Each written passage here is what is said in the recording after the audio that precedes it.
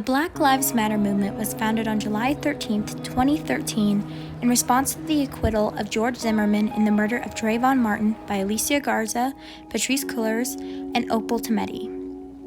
It has since grown and become instrumental on the political stage given the recent instances of police brutality in the deaths of George Floyd, Breonna Taylor, Elijah McClain, and so many more.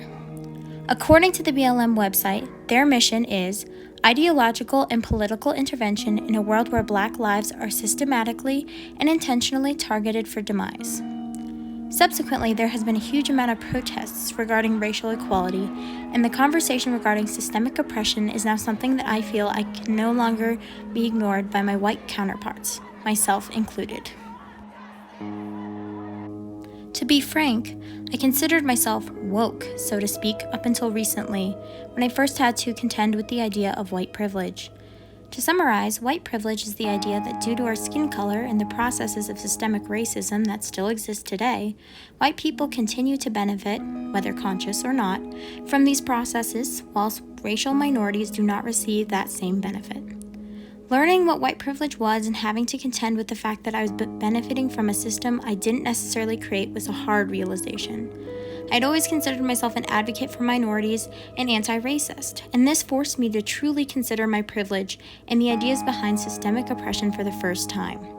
Flash forward to May 26, 2020. Everywhere across the country, protests erupt over the death of George Floyd. I remember that my white friends and I all initially responded with the same reaction, shock and anger. My feed was full of posts about Blackout Tuesday to advocacy resources to petitions.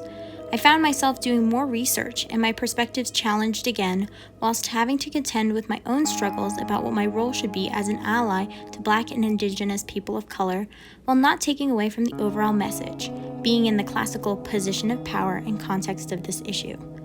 I have had so many learning experiences to grow, from me learning that the term I was taught to use, African American, is not as inclusive as Black, realizing I was not actively speaking up against microaggressions towards racial minorities and otherwise.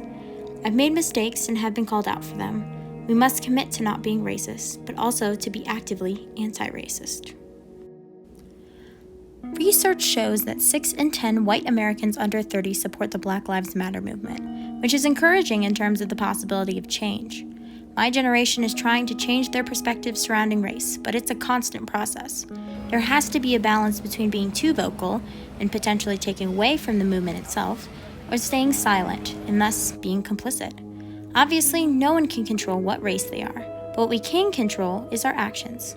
24 million Blackout Tuesday posts were shared on Instagram initially, but now the amount of posts and protest coverage has drastically shrunk.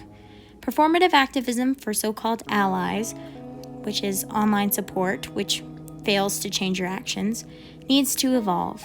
The key to change is meaningful action and a drive to keep advocating for others, even when these issues are not trending online.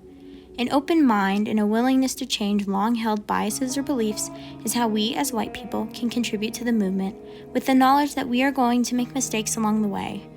While it can be hard to find your voice, it is imperative that we step up as an ally to use that privilege to uplift others in the pursuit of racial equality. Thank you.